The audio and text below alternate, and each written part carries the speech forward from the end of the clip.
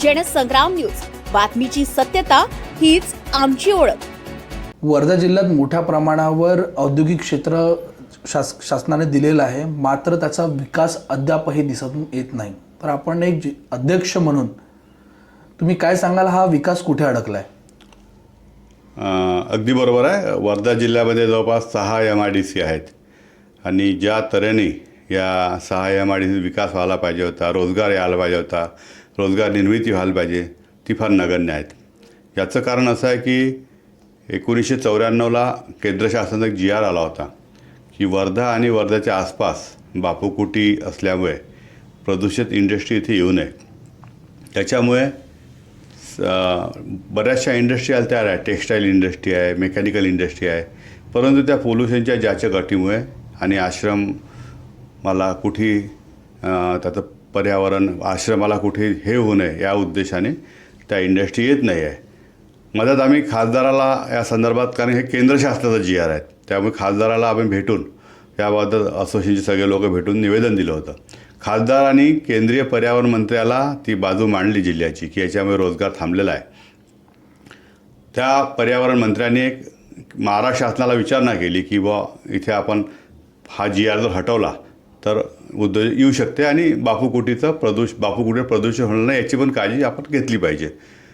त्यानुसार महाराष्ट्र शासनाने एक प्रस्ताव सादर केला की स्मॉल स्केल इंडस्ट्री ज्या आहेत त्या न प्रदूषण होणाऱ्या किंवा जे पोल्युटेड धूर निघू शकते किंवा काही होते त्याला आपण कंट्रोल करून त्यांना परवानगी देण्यात यावी।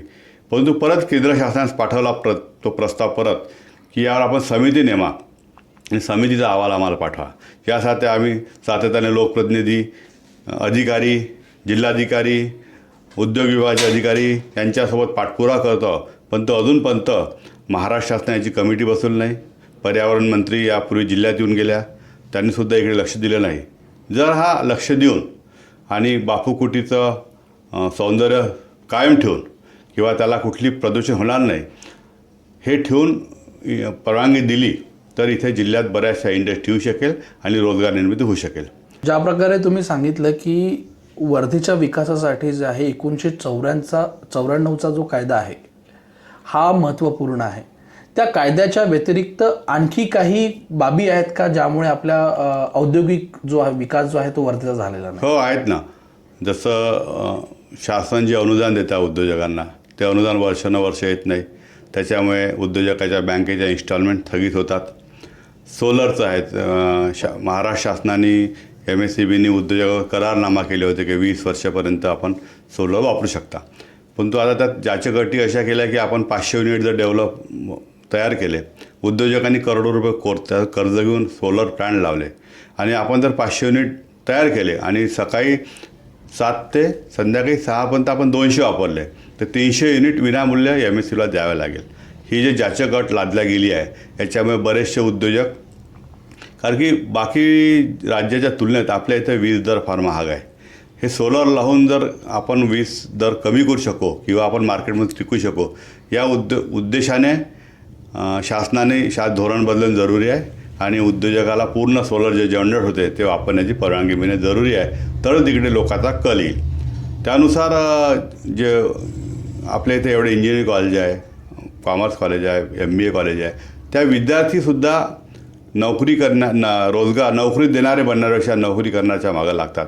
त्यांनासुद्धा अट्रॅक्ट करायला पाहिजे की या स्कीममध्ये एवढा फायदा आहे की शासनाचे धोरण आहे त्यांच्यामध्ये लवचिकतेपर्यंत गेले पाहिजे, त्यांनासुद्धा गोडी निर्माण झाली पाहिजे, तर या जिल्ह्यात रोजगार निर्मिती होईल। स्मॉल स्केल इंडस्ट्रीकडे शासनाचं जे बघण्याचं धोरण आहे ते एकदम पॉझिटिव्ह झालं पाहिजे, त्या उद्योजकाची समस्या सोडवल्या गेल्या पाहिजे। एक लॉ स्टील वर्धेला आला, त्यांनी 5000 लोकांना रोजगार दिला, पण त्यालासुद्धा आता अडचण येत आहे, त्याला एक्सपान्शन करायचं आहे, त्याला तो GR आडवा येऊन एक्सपान्शन होऊन नाही राहिलं। त्यात मला असं म्हणणं आहे की लोकप्रतिनिधी, महाराष्ट्र शासन सगळ्यांनी, सगळ्या पक्षाच्या लोकांनी, सगळ्या असोसिएशन एकत्र येऊन यासाठी लढा दिला पाहिजे। जसं लॉ स्टील इथे आणला, सगळ्यांनी लढा देऊन लॉ स्टील आणला, त्याप्रमाणे हा GRला मागे घेण्यासाठी सगळ्यांनी लढा उभारणे जरुरी आहे। वर्धा जिल्हा हा गांधींचा जिल्हा आहे, मात्र या जिल्ह्यांमध्ये संपूर्ण गांधींच्या विचाराला जे आहे गांधींनी कधीच आळा नसता घातला की विकास होऊ नये, काय वाटतं, गांधींच्या विचाराच्या आड कुठेतरी सरकार म्हणा किंवा शासन म्हणा स्वतःचं बचाव करतो आहे का? बरोबर आहे. गांधीजीचा विद्यार्थी शिकला पाहिजे, विद्यार्थी कमवता झाला पाहिजे, त्यांचं स्वप्न होतं. त्या स्वप्नानुसार एक स्किल विद्यार्थी आपल्याला पुष्कळ तयार आहे, पण त्या स्किलचा उपयोग या जिल्ह्याच्या उद्योग टाकण्यासाठी न करता ते इतर जिल्ह्यामध्ये जाऊन किंवा इतर ठिकाणी जाऊन नोकऱ्या करत आहेत. तर हे गांधी आश्रमचं पूर्ण पावित्र्य राखलं गेलं पाहिजे, गांधी आश्रमचा पूर्ण सुरक्षित राहिला पाहिजे. तेवढं करूनसुद्धा उद्योग निर्मिती कशी करता येईल, उद्योगाला कसे वळता करी, यासाठी विविध सेमिनार विद्यार्थ्यांना ते समजून सांगणं जरुरी आहे की तुम्ही जर उद्योजक झाले तर शासनाच्या एवढ्या विविध स्कीमा आहेत, तुम्ही यातून नोकरी देणारे बनू शकता, हे त्यांना पटवून सांगणं जरुरी आहे.